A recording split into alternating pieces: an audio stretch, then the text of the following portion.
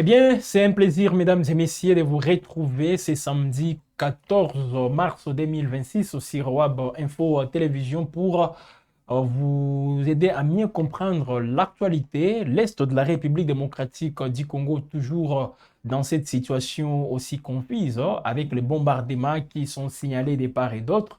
Les camps récents, c'est celui de la ville, en ville de Goma, où on a justement aussi vu les réactions de plusieurs personnalités au niveau international après la mort, voilà, de cet humanitaire de la nationalité française. Le gouvernement congolais qui revient aussi en insistant sur donc, la tenue des enquêtes.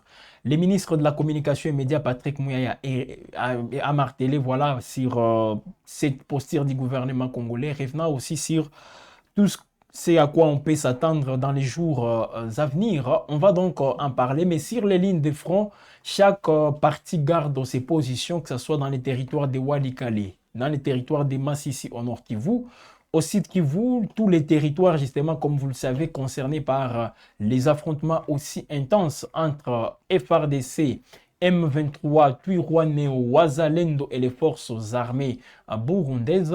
Eh bien, il faut quand même le dire, hein, nous assistons à une accalmie sur plusieurs lignes de front depuis hier vendredi, parce que les derniers combats signalés, c'était les jeudis, hein, dans l'après-midi. Hier vendredi, on n'a pas, justement, toutes nos sources n'ont pas fait état des combats sur les différentes lignes de front, ce qui veut dire voilà, qu'on assiste à une accalmie. Et c'est le cessez-le-feu qui commence à être respecté, pas du tout, parce que en parlant du cessez-le-feu, c'est pas juste les armes qui ne doivent plus être aussi actives, mais ça va aussi dans le sens voilà, tout ce que les partis sont en train de faire aujourd'hui, c'est rejetant les différentes responsabilités. Alors, on va directement commencer par le ministre de la Communication et Médias, Patrick Mouyaya.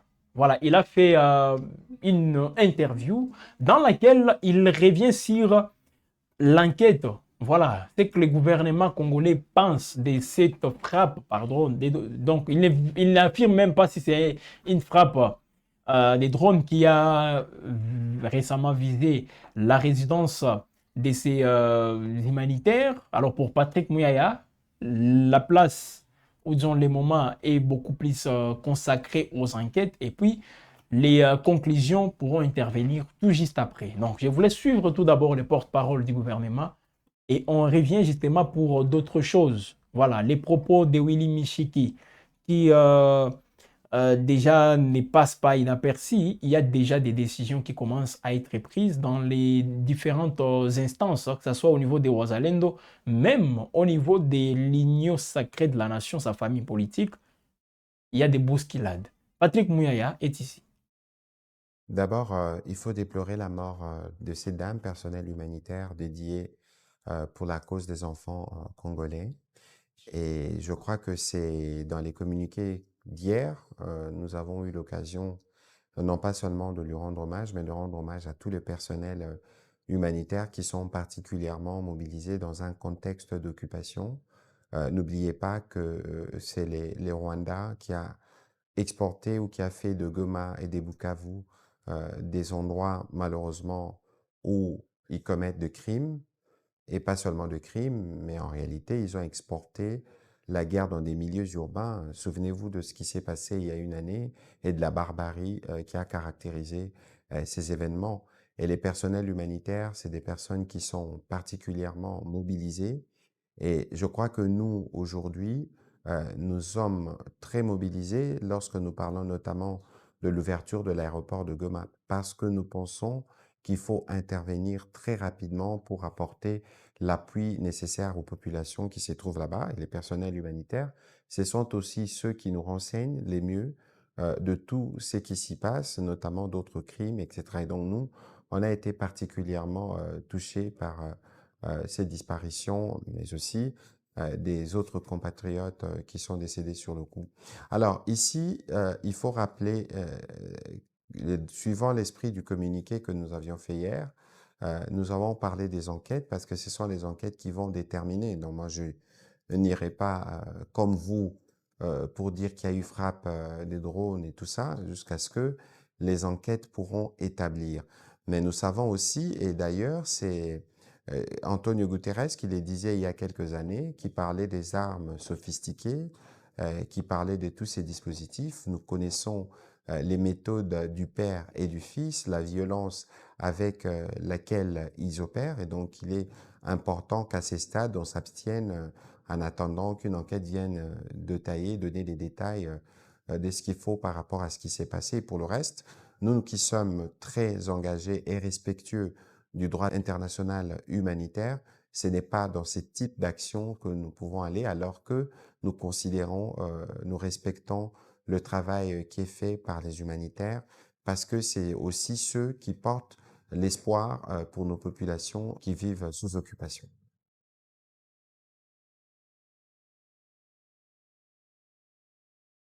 Écoutez, les premiers éléments, je crois que c'est ce que nous avons partagé. On ne pourra pas, n'oubliez pas que c'est un des incidents qui se passe dans une partie du pays sous occupation, qui est sous la responsabilité du Rwanda et du M23 pour le moment.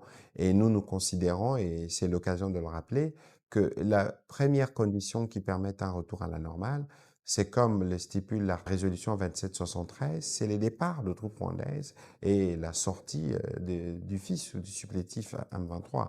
Et donc ici, l'idée pour nous, c'est de dire qu'aujourd'hui, on a vu ce que donne une gouvernance par crime, on a vu ce que donne la violence.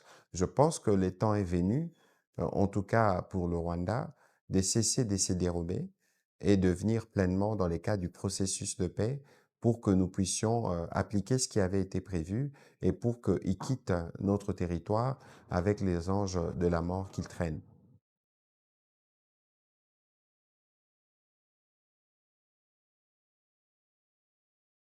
Écoutez, on ne saura pas aller dans les détails parce que ça, c'est des questions qui vont relever maintenant des dispositifs qui se mettront en place. N'oubliez pas que nous avons une MONUSCO sur place. N'oubliez pas aussi que la personne qui a été touchée de manière générale, les personnes qui sont mortes, méritent d'avoir une lumière. Et donc, dans cet ordre-là, nous allons tous attendre ce qui va se mettre en place, de sorte que nous puissions être davantage édifiés sur ce qui s'est réellement passé.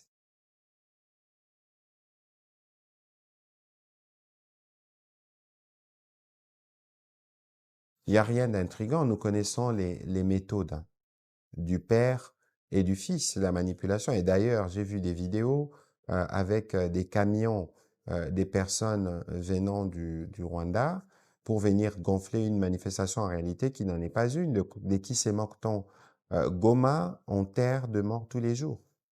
Goma a enterré des personnes dans des conditions que je ne voudrais pas rappeler ici.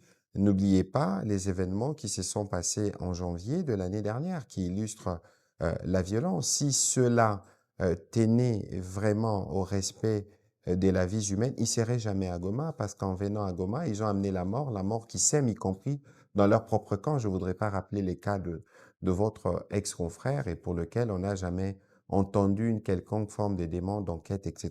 C'est illustratif de l'esprit de ceux qui sont. Et aujourd'hui, vouloir intimider, priver les étudiants d'aller aux universités pour venir porter les messages, même si ils peuvent arriver à voir des gens s'élever, mais en réalité, c'est parce que ces gens tiennent à leur vie, parce que toute voix contestataire est sanctionnée par la mort ou par le fouet. Vous êtes au courant de tous les crimes qui s'y commettent. Quoi qu'il en soit, nous avons vu l'exemple d'Ouvira lorsqu'ils en sont sortis. C'est les mêmes états d'esprit qu'il y a dans les chefs de nos populations à Goma, c'est les mêmes états d'esprit qu'il y a dans les chefs de nos populations à Bukavu. Je crois qu'aujourd'hui, tout le monde laissait les occupants en premier, qui ne sont pas les bienvenus chez nous et qui doivent rentrer au Rwanda, en tout cas pour les troupes rwandaises, et pour le reste, ils doivent aller dans les processus qui sont prévus, notamment les processus de désarmement et de démobilisation prévus par l'accord de Washington.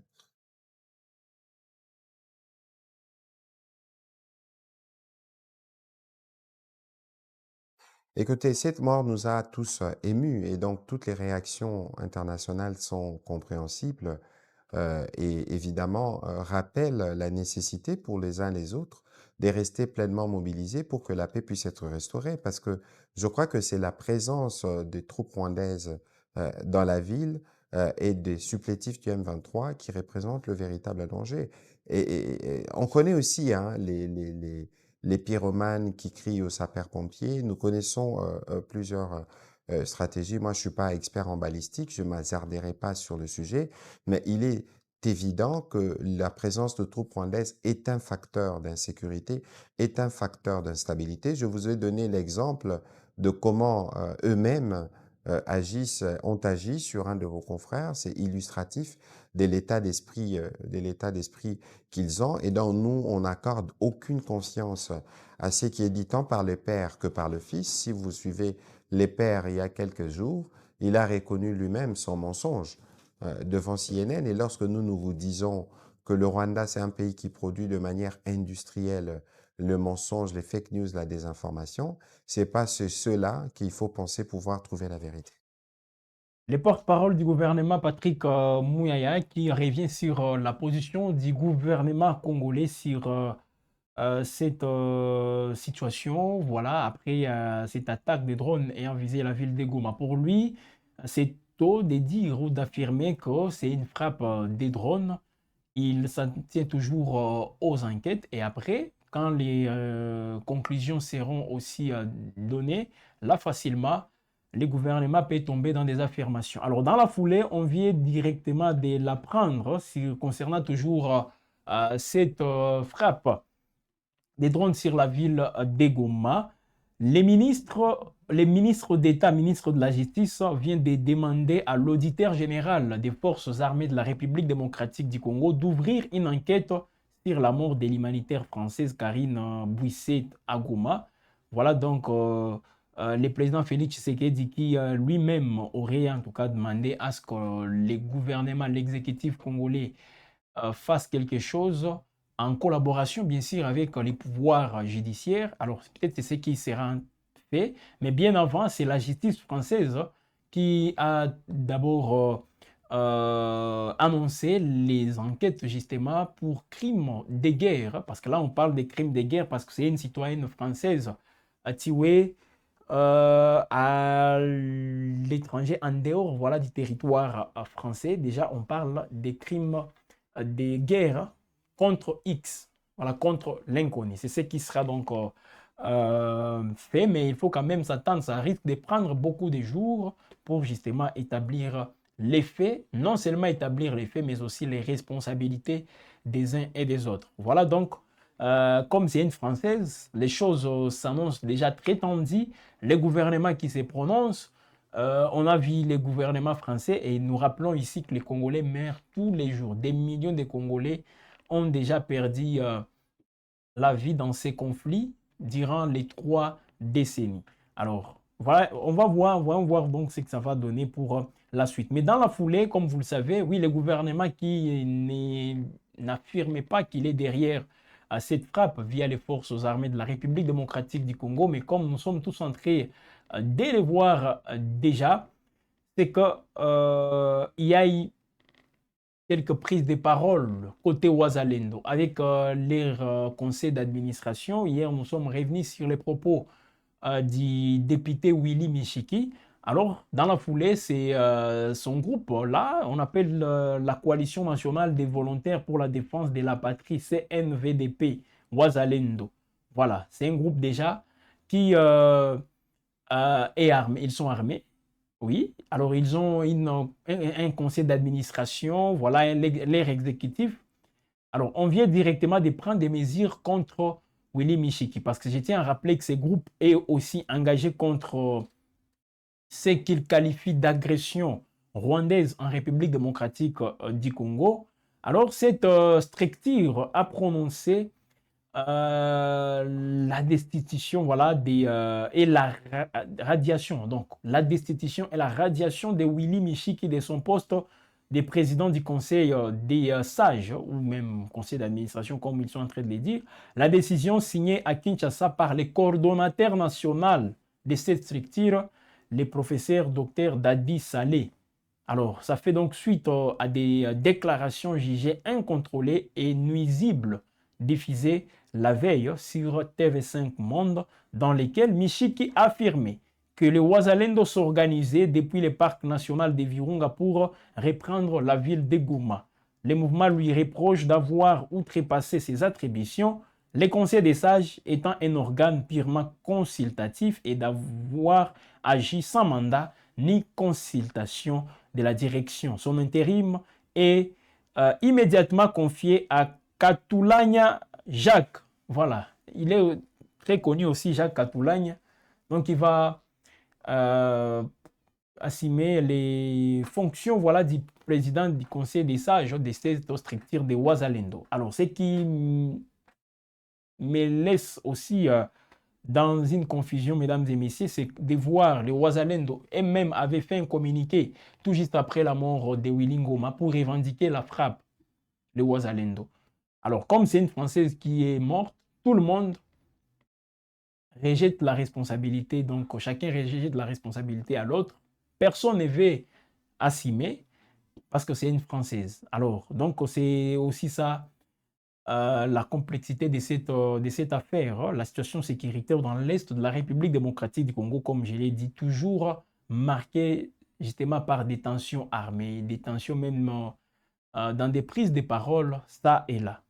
Alors déjà, Willy Michiki écarté, est-ce qu'il y aura des conséquences? Il y aura une suite aussi qui va bien sûr concerner ces députés membres de l'Union sacrée de la nation. Je tiens aussi à rappeler qu'il était dans l'équipe la coordination de la campagne du président Félix Tshisekedi en 2023 lors des élections de décembre.